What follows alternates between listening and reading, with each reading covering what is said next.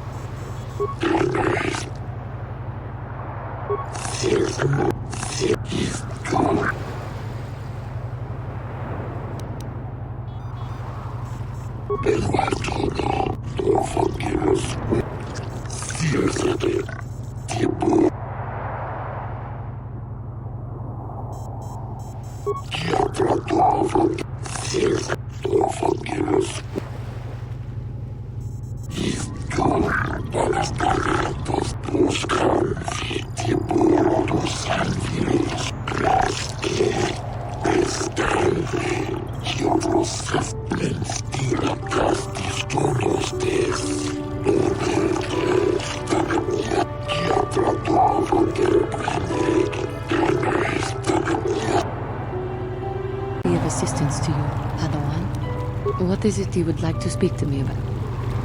Well, I suppose I have not talked very much about the Jedi I met back home. They, all of them, were so very invigorating.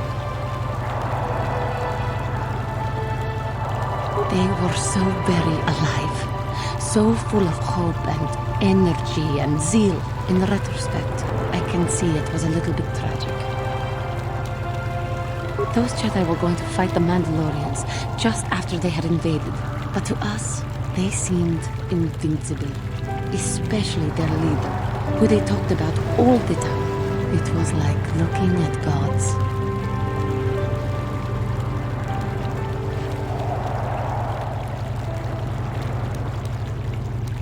I know that. I was using poetic license.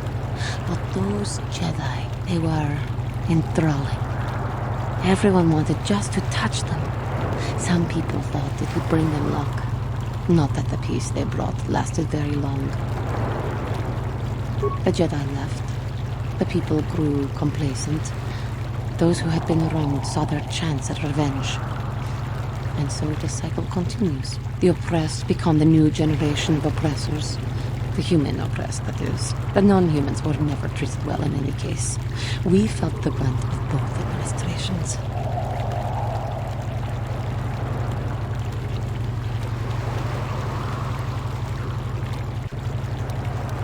Of course it was. They took their frustrations and hate out on us because the people they wanted had already fled or were too well protected. But no one looks out for the injustices we suffered. Oh no. do you want to discuss?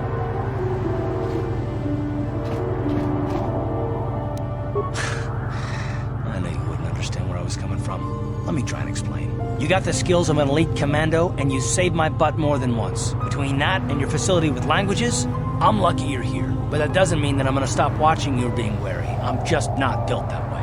Period.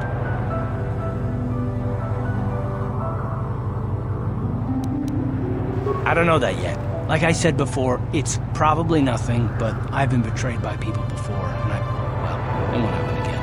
That's all.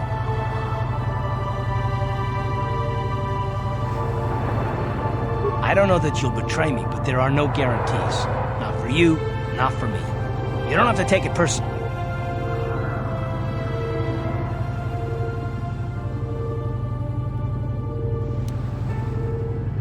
Well, you can stop wondering. I'm not.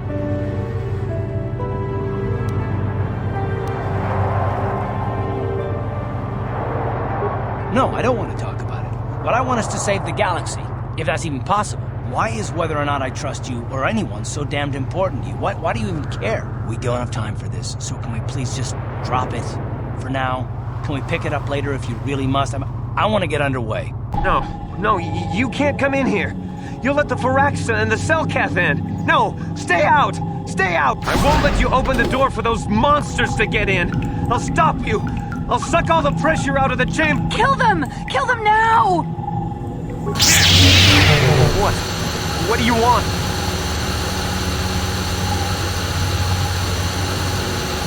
No. I don't want to hurt you. I don't want to hurt anyone. I'll unlock the door. I'm sorry for what I did. I don't know what came over me. I just panicked when I heard someone outside the door. Please forgive me. I'm just so scared. We're both just scared. When the Selkath went crazy, I thought everyone else except me and Sammy went mad. We had a few people outside the station when it happened. The Firaxan sharks just tore them apart. It was like they were... The next thing we knew, our Selkath researchers started screaming and clawing at everything around them. My team? I suppose that explains a lot. You've been under a lot of strain here. Sammy and me, I thought we were the only ones left. We thought everyone was dead. Dead or insane. I must have been hysterical. I don't know what I can say. I truly apologize for the horrible mistake I was making. I'm Kono Nolan, and this is Sammy. We were scientists working here on the Harakard Rift project. We had a secret agreement with the moderates in the Selkath government. They knew that Manaan could not survive independently if the Sith were victorious. Those thugs would wipe out the whole damn planet just to get at the Kolto. So the Republic approached them about making this secret installation to harvest more Kolto, where the Sith couldn't see us. But all that went horribly, horribly wrong. We don't know. Not for sure. The work teams were outside in the rift, near the vent. Then there was this rumbling, and my head felt like it was splitting open. This monster rose up from the rift. It was a Firaxa shark, I think. It was like it was screaming inside my head. Then all the Selkaths started screaming too. And they turned on us. It may have been. Maybe it was protecting the ruins by the rift. It could have been. It might have a lair in the Harakard Rift near the Kolto vent. Like why it reacted so violently when our construction efforts got closer to the vent. And also, why it's so large. It must be feeding off the Kolto. And all those other Firaxan sharks? Those might be its offspring. Which would be why they all swarmed when it called out to them. Children coming to protect their mother.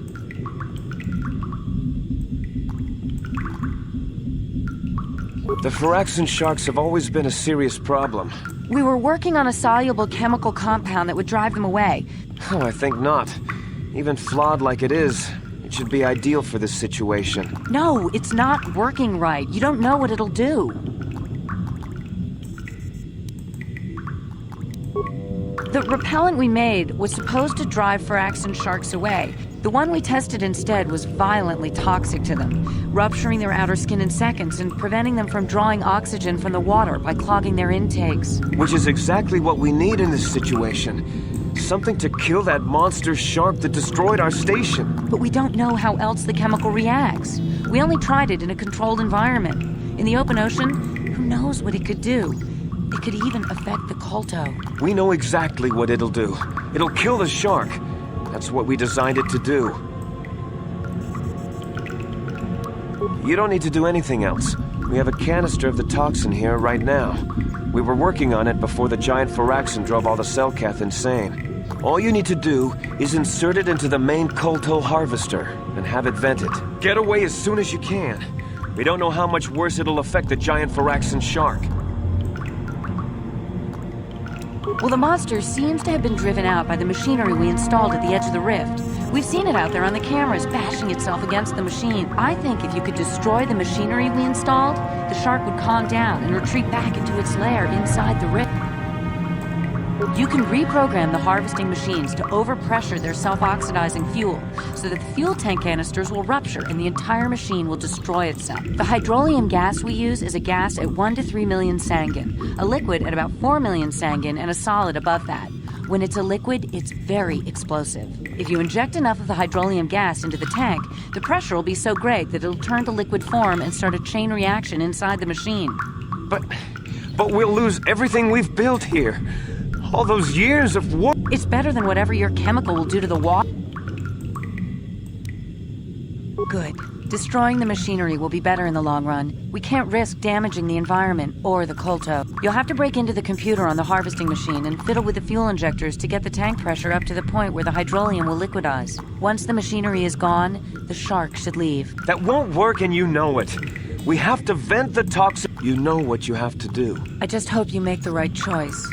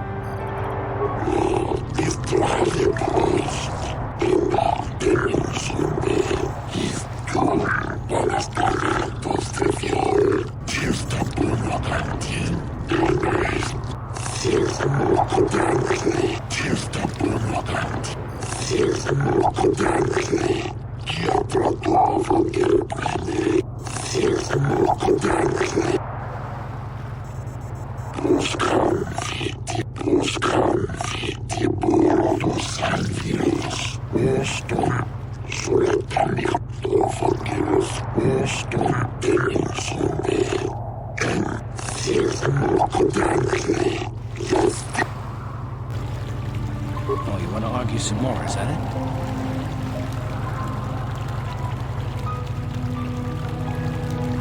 And I don't want to argue with you either. You seem sincere enough, I guess. I just don't trust easily. And for good reasons, which are my own.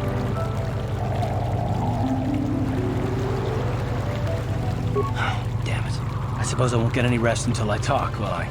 You want to know why I don't trust anyone? Fine. Here goes. 5 years ago, the Jedi had just finished the war with the Mandalorians. Revan and Malak were heroes. I was damn proud to have served them in the fleet. It was completely unexpected when they turned on us, invading the Republic while we were still weak. Nobody knew what to think, least of all me. Our heroes had become brutal, conquering Sith, and we were all but helpless before them. I mean, think about it. If you can't even trust the best of the Jedi, who can you trust?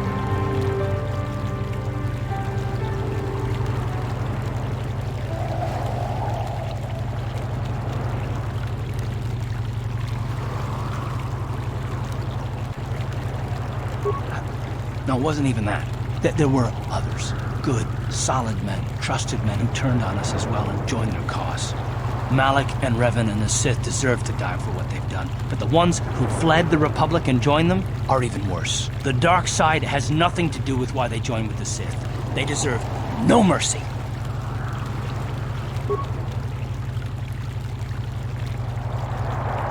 I know. I should apologize to you. I've become so accustomed to expecting the worst in others, and you've done nothing to deserve that. It's just... No, never mind. Let's just continue with what we were doing. I'd rather not talk about it. I have been bothered by something of late. I never told you where I came from, did I? Where I grew up as a child?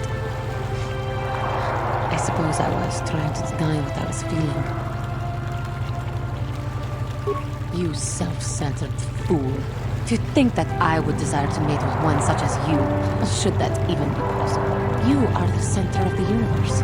What does it matter if my homeworld was wiped out by your actions? Who cares if it is because of you that everyone I knew as a child is dead?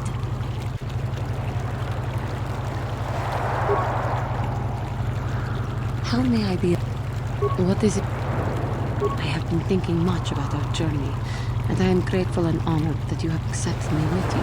I am not used to such unbiased acceptance from one who is nearly a stranger to me. We Cathar do not make friends easily, or for long. Even on Dantooine I remained alone. Not ostracized exactly, but separate.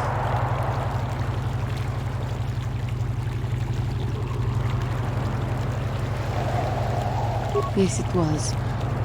I find it difficult to speak of those things. I do not want to live that way ever again. And here, it seems different. It is warming. I feel almost welcome. Needed. How may I be of assistance? What is it? Taris was my home for many years. As much as I hated it, it was still home. A rat hole, a warren, paradise. I suppose you could call it all these things. For me, it was hell. To walk down the streets, to have people look at you in disgust, like an animal. Most did not know anything about me, but it was there, all the same. Because I was an alien, because I was different from them, frightening. I doubt any of them had even seen my people before. So they persecuted me.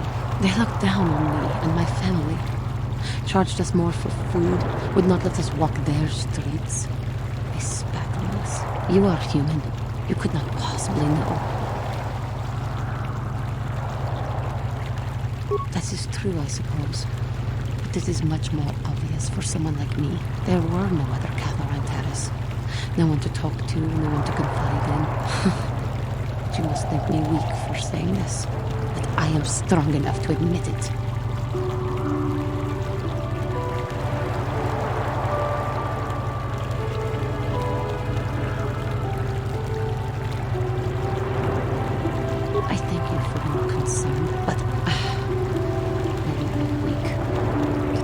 Stories of my stupid past could possibly interest you. How may I be of a... What is it you would like? I do? How did you know? You are easily the vainest, most arrogant man I have ever met. Besides, I know you can't be serious, since I was purposefully not staring in your direction. I am a Jedi, remember? I have far too much mental discipline to reveal what goes on inside my mind with such obvious physical clues. My thoughts remain hidden, including whatever my feelings are for you. I mean, whatever I think about you.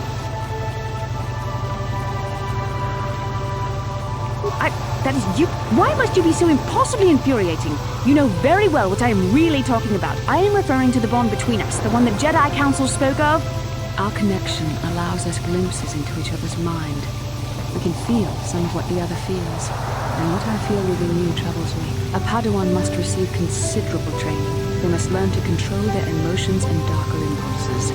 Often it takes years before using the Force can be considered safe. The fact that you are so strong in the Force and have had such relatively little training could have terrible consequences. For you, and for everyone around you.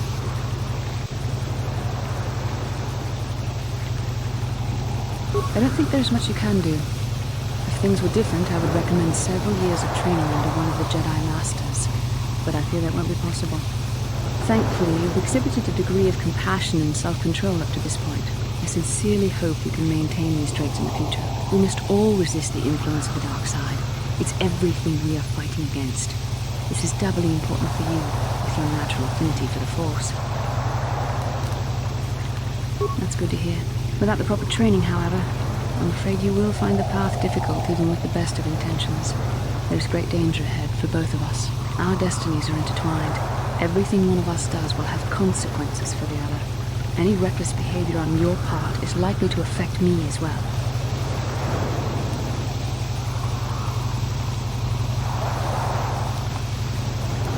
Yes, that is true. I will do my best to guide you, but I am no master. Not yet.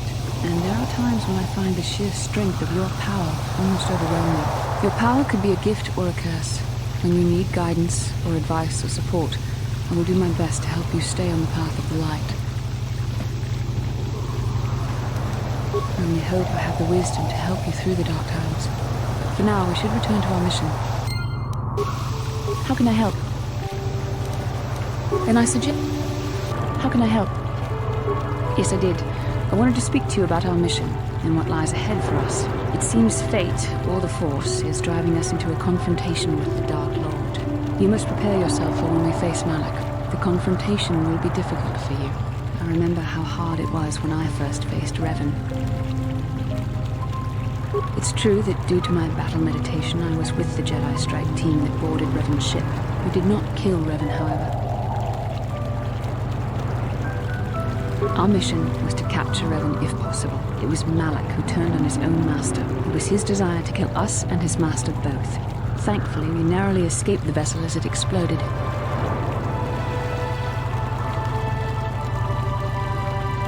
As I said, we were there to capture Revan alive. The Jedi do not believe in killing their prisoners.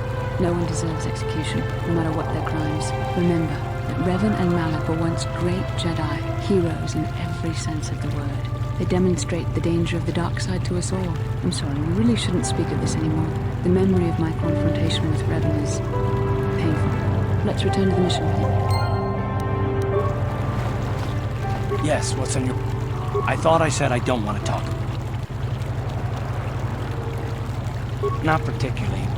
I guess it wouldn't hurt exactly either, though I don't know why you're so interested. When I think of all the men who betrayed us, the one that stands out above all of them is the one that I respected the most. Saul. With good reason. Admiral Saul Kareth is the commander of the entire Sith fleet. He's half the reason Malak has done so well in the war. Saul was my commanding officer back when the Mandalorian Wars first began. He taught me everything about being a soldier, and I looked up to him. Saul approached me before he left. He talked to me about how the Republic was on the losing side and about how I should start thinking of my survival. I know now that he was trying to recruit me into the Sith, but I couldn't have conceived of it back then. I argued with him and he got angry and he left. I never saw him again.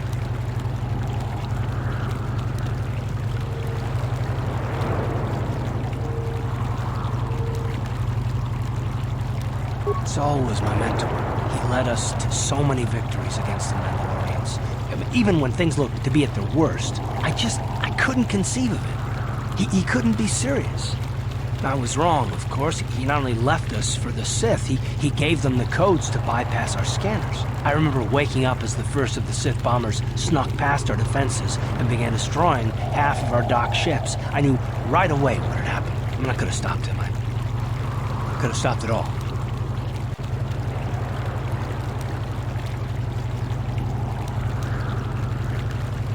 I blame Saul, not myself. I was stupid and I ignored the danger. He nearly destroyed us all. No, I fought Saul for years now, and if I ever catch up to him, he will regret what he's done. He will regret it. Well, there's more to the story, I guess. But I don't want to talk about it right now. Let's go.